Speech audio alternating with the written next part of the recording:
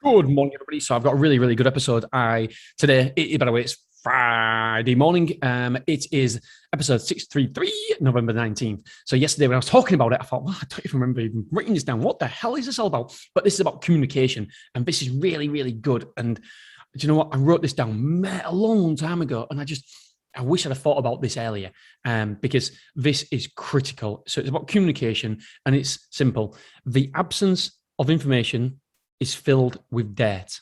So that's the title of this podcast. The absence of information is filled with dirt. What on earth does this mean? Well, it's for your relationships, it's for your business, and it's all about communication. Because if we don't communicate with people, if we don't tell them how we're thinking, how we're feeling, then if you don't, then people will default to the worst case scenario.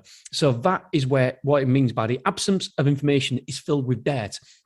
Because the absence of information, if there's no information given, then guess what? Somebody is going to fill that absence with dirt, meaning they're going to put a negative spin on it because they're going to default to the worst case scenario. And this, I'm thinking about me and work. And sometimes I don't check in all the time with my team because I think they've got it to do pretty good.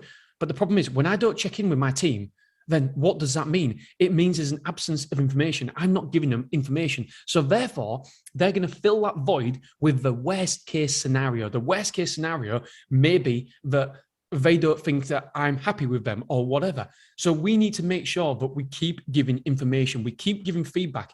And this is in your relationships as well, because it can be so easily turned toxic. Can a relationship, can a situation, if you don't feedback, if you don't give some sort of feedback, if you allow the absence of information there, then guess what? It always defaults to the worst case scenario. It's human nature. We always think worst case scenario. And the reason is because we've been, however many millions of years we've been on this planet. Well, not necessarily us, but you know what I mean. But it's protected us. Worst case scenario, what's that rustling in the bush over there? I don't know, but I'm getting out of here. It could be a tiger. So we get out of there. We don't go and have a look because we put worst case scenario. Could it be a snake or whatever?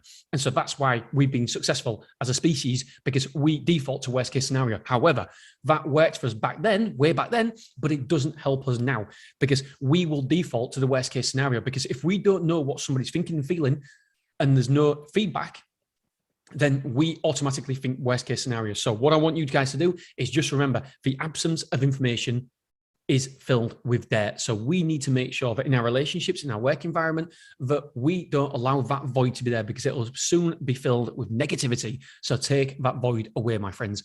Right, tomorrow, we've got a book called Relentless. It's not supposed to be relentless tomorrow.